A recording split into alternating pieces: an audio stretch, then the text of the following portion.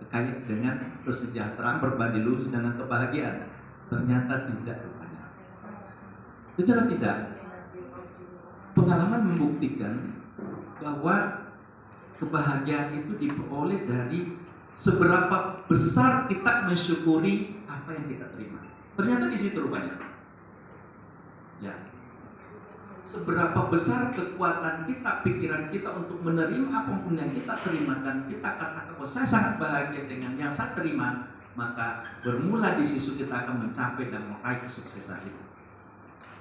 Itu ya.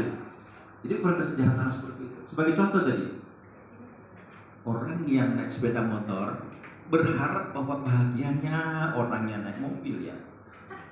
Tapi ketika orang yang naik mobil, dia melihat orang yang naik sepeda motor, suami istrinya megang di belakang, bahagianya orang ini ya. Dia bisa naik sepeda motor dengan memeluk pinggangnya suaminya, dia ketawa-ketawa. Kemudian orang naik sepeda motor juga melihat yang naik sepeda tadi. Dia akan mengatakan, aduh, di pinggir saya dia lihat dia naik sepeda motor, dia naik sepeda. Indahnya dia, bahagianya dia. Jadi Bapak sekalian, kebahagiaan itu ada pada orang lain. Coba kita pikirkan. Kebahagiaan itu kita merasa bahwa bukan kebahagiaan itu ada dalam diri kita, kebahagiaan rupanya ada pada diri orang lain. Disinilah kita tadi kenapa tak berikan sedikit satu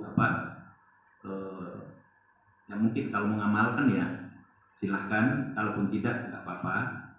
Tapi salah satu itu yang bisa memecahkan salah satu ya ingin beli mobil misalnya nggak punya uang. Kalau Bapak Ibu menganalogikan dengan mempunyai mobil, maka ketika kita nyatakan ketika punya mobil misalnya, maka semakin kuat langkah untuk melakukan hal-hal positif di tempat yang lain.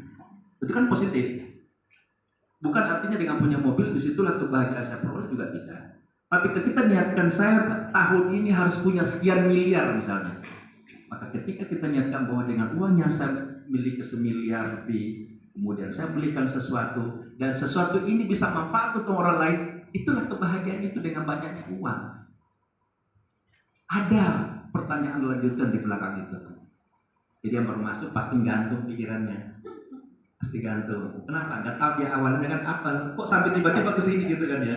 Nggak apa-apa, nanti kursus sendiri aja. itu. Jadi seperti itu jalannya yang kita bicarakan hari ini sampai ke situ. Kemudian